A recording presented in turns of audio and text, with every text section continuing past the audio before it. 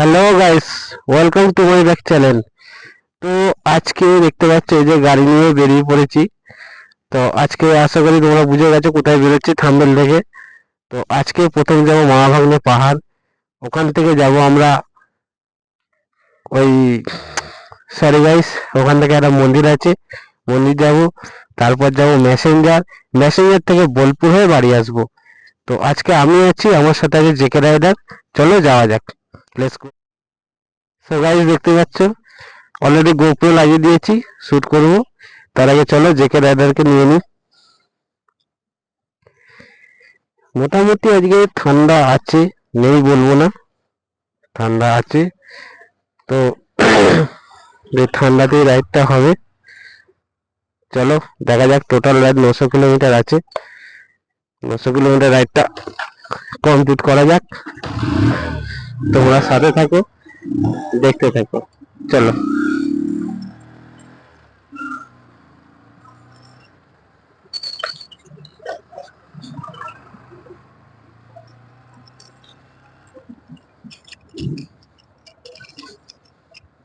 তো এই রাইডটা অনেকদিন ধরেই করবো করবো ভাবছিলাম, তো হয়ে উঠছিল না।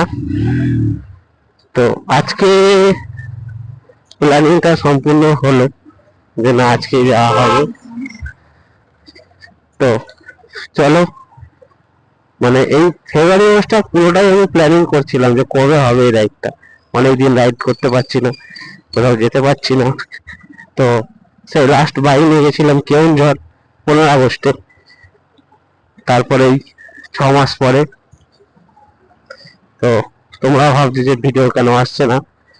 যাই হোক চলো, আজকে রাইডটা দেখা যাক কেমন কি কমপ্লিট হয়।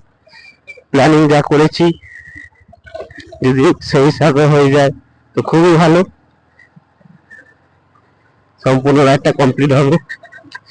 এবারে দেখা যাক রাস্তায় যদি কোনো সমস্যা হয় বা লেট হয় কোনো কারণে, সেই হিসাবে প্ল্যানিং হবে।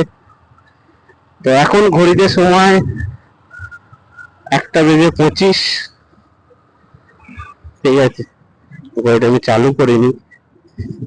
ঘড়িতে সময় 1টা বেজে 25। জেকে রাইডার রোডে দাঁড়িয়ে আছে। আর জেকে রাইডার কি, সেটা তোমাদের আগের ভিডিওতেই বলেছি, তো আর এখন বলছি না। চলো, এই যে আমাদের দিল্লি রোড, পুরো ফাঁকা রোড দেখতেই পাচ্ছ। এই যে 1টা 30 হয়েছে সবে।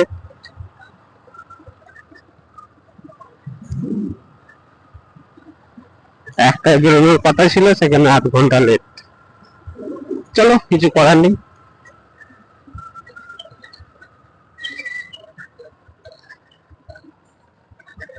এই যে দেখছি জেকে রাইডার এখানে দাঁড়িয়ে আছে। বাহ, চশমা ফসমা পরে রেডি।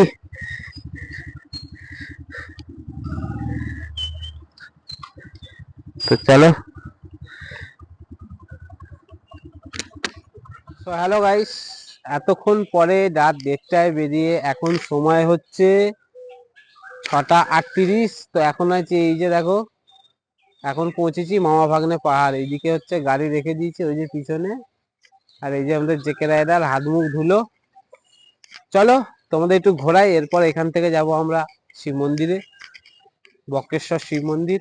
তারপর যাব ম্যাসেঞ্জার। চলো তোমাদের মামা ভাগ্নে পাহাড় ঘুরিয়ে দেখা। এই যে এই হচ্ছে মন্দিরের চূড়া, সাদা মন্দির, ভেতরে ঠাকুর আছে। তো ভেতরটা তোমাদের পরে দেখাচ্ছি। চলো আগে আমরা একটু ওদিক দিয়ে ঘুরে আসি। চলে আসো, একটু আগে ওদিক দিয়ে ঘুরে আসি, তারপর আমরা মন্দিরে ঢুকবো, দেখবো মন্দিরে কি আছে। তার আগে একবার পাহাড় দিয়ে ঘুরে আসি। এই যে মামা ভাগ্নে পাহাড়, হচ্ছে মামা ভাগ্নে, ভাগ্নে মামা। এখানে লেখা আছে মায়ের কি, পাহাড়ে মায়ের মন্দির। আচ্ছা, তীব্র সাধন পীঠ, এটাতে উঠতে হবে। চলো যাই। এই যে দেখো, তো সারা রাতে ভালোই ঠান্ডা আছে এদিকে। আমরা অতটাও বুঝতে পারিনি যে এত ঠান্ডা পড়বে। তো ভালোই ঠান্ডা পেয়েছি আমরা। আর সারা রাত এতটাই অন্ধকার যে ভিডিও করার আমরা সুযোগ পাইনি, কারণ অন্ধকারে তোমরা আর কি দেখবে, তাই অন্ধকারে শুট করিনি। তো এইবারে আমরা রাস্তা শুট করব। এ দেখো এইসব পাহাড়, দেখা যাক মায়ের সাধন পীঠ আছে সেটা আমরা দেখবো, তোমাদেরও দেখাবো। তো এখানে এসে কেরাম লাগছে? খুব সুন্দর সুন্দর মনোরম পরিবেশ। সকালের মর্নিং টাইমটা খুবই ভালো লাগে। আবহাওয়াটা আমাদের কলকাতা থেকে খুবই সুন্দর। এখানকার চারিদিকে সবুজ গাছপালায় ঘেরা ছোট ছোট টিলা পাহাড়ের, দেখতে খুবই ভালো লাগছে এবং মনের অনুভূতিটা একটু কিছু আলাদা রকম লাগছে। শহরের পরিবেশের থেকে আমাদের এই গ্রাম্য পরিবেশ খুবই সুন্দর। এখানে না আসলে উপভোগ করতে পারবে না। বলবো একবার এখানে আসার জন্য তোমাদেরকে গাইস, একবার এসে দেখতে পারো, খুবই এনজয় করতে পারবে। চলো আরো উপরে উঠি, দেখি চারিদিকটা ঘুরিয়ে দেখাবো। তো আমরা অনেকদিন ধরে আসবো করছি, তো আসা হয়নি। তো এসে খুবই ভালো লাগছে যে শহরের পরিবেশের থেকে আমরা একটু গ্রাম সাইডে এসেছি একটু অক্সিজেনের জন্য। শহরে অক্সিজেন আছে কিন্তু গ্রামের পরিবেশটা সম্পূর্ণ আলাদা। তো এখানে একটা সতীপীঠ আছে, যেটা হচ্ছে মায়ের যোনিপীঠ বলা হয়, সেই মন্দিরটা ওদিকে আছে। চলো তোমাদের নিয়ে যাচ্ছি। এই যে দেখতে পাচ্ছ, আমরা আপাতত মন্দিরে প্রবেশ করেছি। চলো তোমাদের দেখাচ্ছি মায়ের মন্দির।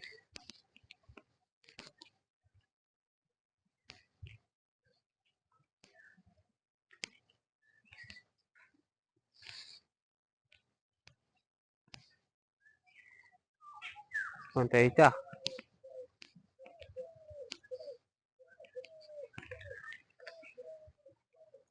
এখানে মা কালী।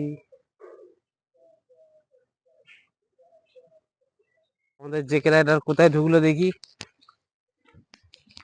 এইটাতে গেছে। ওই দূরে দেখো হনুমান, ওই দেখো।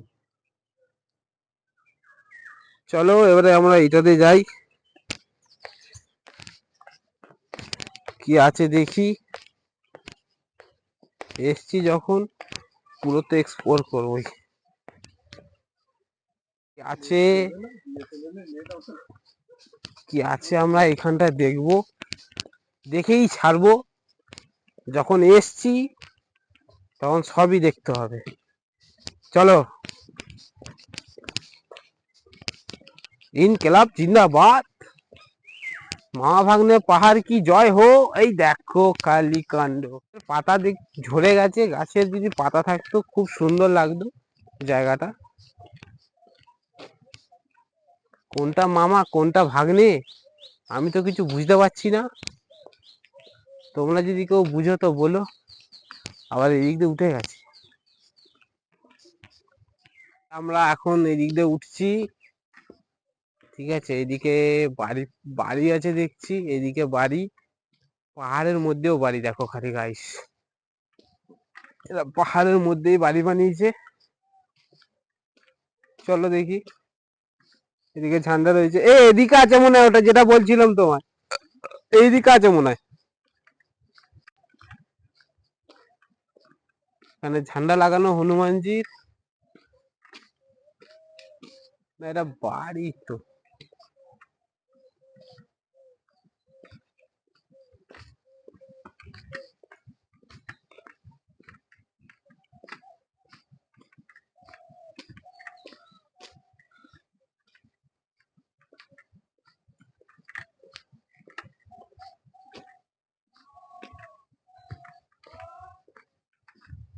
হ্যাঁ এই যে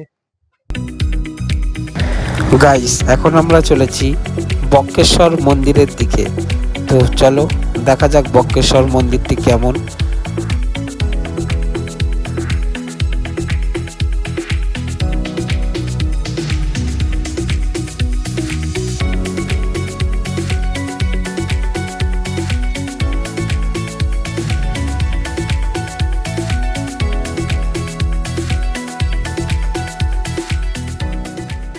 আমরা চলে এসেছি, এই যে দেখতে পাচ্ছ বক্রেশ্বর মন্দির। চলো তোমাদের দেখাচ্ছি বক্রেশ্বর মন্দির কিরাম। এদিকে সব ছোট ছোট মন্দির, এখানে অনেক গরম জলের ঘাট আছে এদিকে, ওই জন্য এখানে তক্কতক্কি হচ্ছে। যাই হোক, বক্রেশ্বর মন্দির যে প্রবেশ করলাম আমরা, এখানে ঘন্টা বাজা দেখো বুঝিয়ে উঠছে, কেন উঠছে জানি না।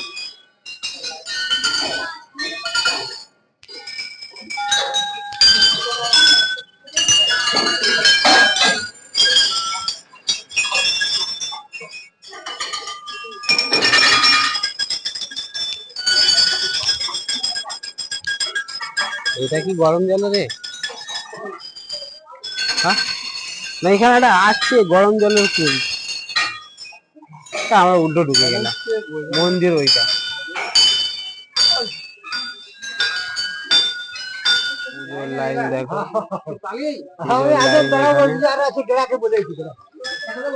শান্তি শৃঙ্খলা বজায় রাখুন, হচ্ছে পুজোর লাইন।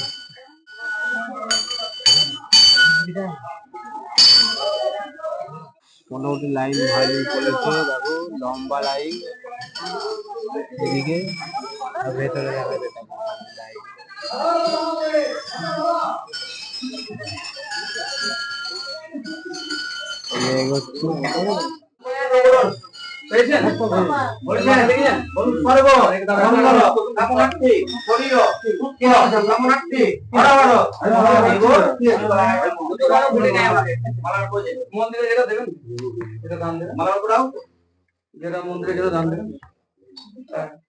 মন্দিরের ভিতর এদিকে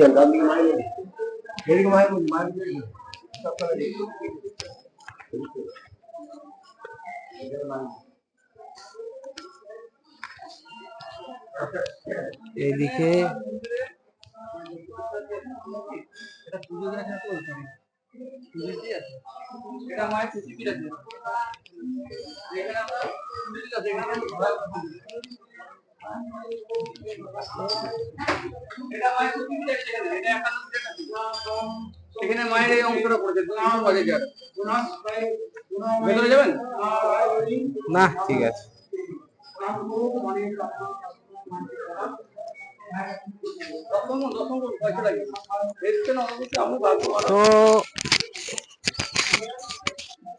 তো গাইস, যেটা বুঝছি এইখানে পুজো দেওয়ার জন্য বহুদে করবে, তোমাকে গর্ত ভেতরে গিয়ে বলে যে পুজো দেবো না, তোমার গর্ত ফর্ত জিজ্ঞেস করে তোমার ভর্ত করে দেবে একদম, ঠিক আছে? তো খুব সাবধানে থেকো, ঠিক আছে? চারিদিকে এই যে এখানে হচ্ছে গরম জলের কুন্ড, দেখো ধোঁয়া বেরোচ্ছে, হচ্ছে গরম জলের কুন্ড দেখো।